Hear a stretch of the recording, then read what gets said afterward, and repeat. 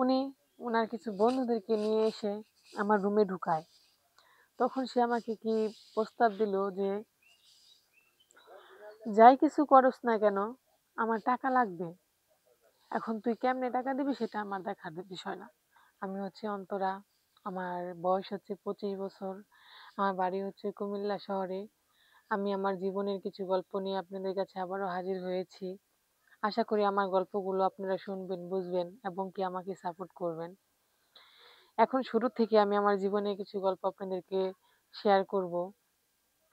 যেগুলো আমি যেই গল্পের সাথে জড়িয়ে গেছি, এরকম কে আমার সাথে এরকম গল্পের মাঝে জড়িয়ে আছেন, নিশ্চয়ই আমাকে জানাবেন।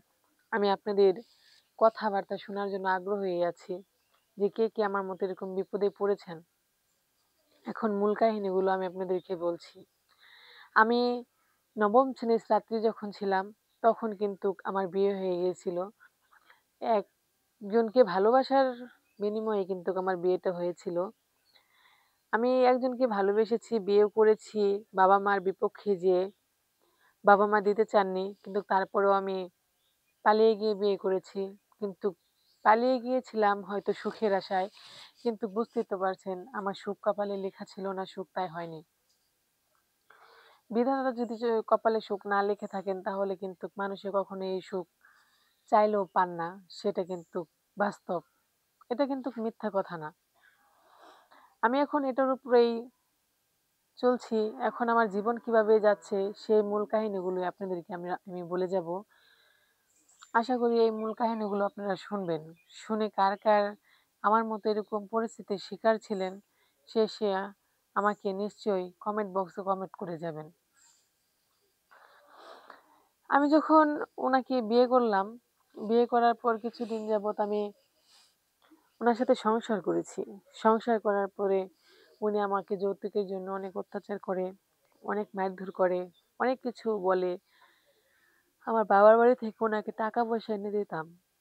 কিন্তু আমার বাবা ছিল মধ্যবিত্ত একজন পরিবার। কিন্তু আমার বাবা যে উনাকে যৌতুক দিবে, কি করে দিবে? কারণ উনি উনার কাছে তো আমাকে বিয়ে দেয় নাই। কারণ আমি তো উনার সাথে পালিয়ে গিয়ে বিয়ে করেছিলাম। তাহলে উনারা কি করে যৌতুক দিতে পারে?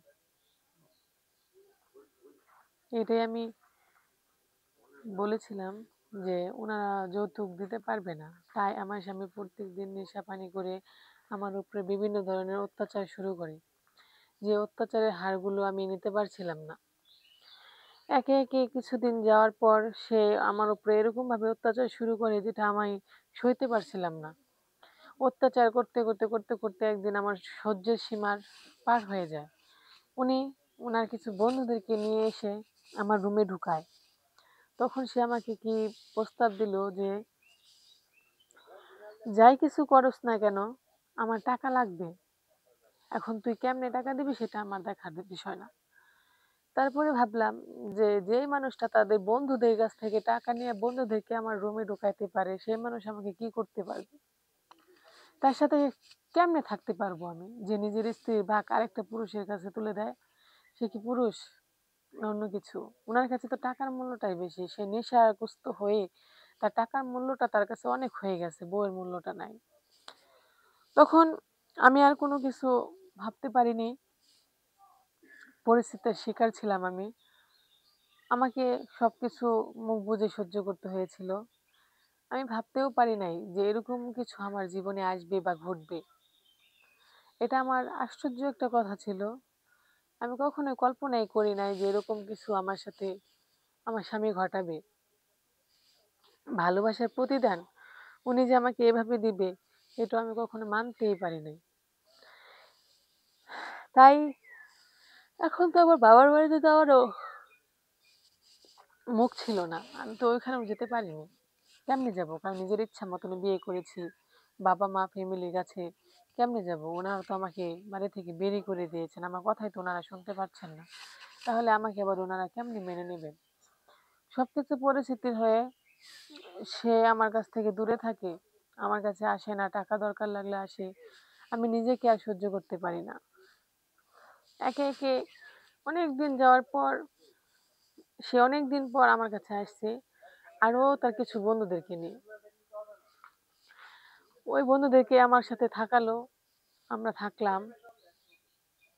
উনি টাকা পয়সা ইনকাম করলো। এভাবে করতে সে একদিন আমাকে পতিতালয়ে বিক্রি করে দিল। পতিতালয়ে বিক্রি করে দিল আমি কখনো ভাবতেও পারি নাই সে লাস্টে পর্যন্ত এই পর্যায়ে চলে যাবে। শুধু ৳৫০,০০০ লোভে সে আমাকে পতিতালয়ে সারা জীবনের জন্য বিক্রি করে দিয়েছে। এখন আমি পতিতালয় থেকেই কাজ করছি, পতিতালয়েই থাকছি। সেখান থেকে বেরোনোর কোনো রাস্তা আমার কাছে নাই।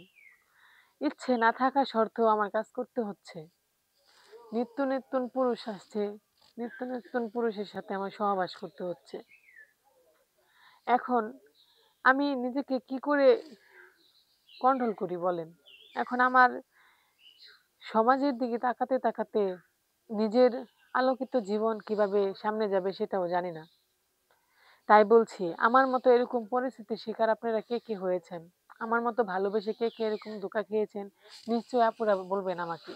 আমি মা বোনদেরকে বলে যাই যারা স্বামী রেখে পরকিয়া করেন, স্বামীকে পর্যাপ্ত পরিমাণ ভালোবাসেন, কখনো এই ভুলটা করবেন না। কারণ সেই ভালোবাসার দুর্বলতার সুযোগ নিয়ে আপনারই ক্ষতি করবেন আপনার ঘরের স্বামী।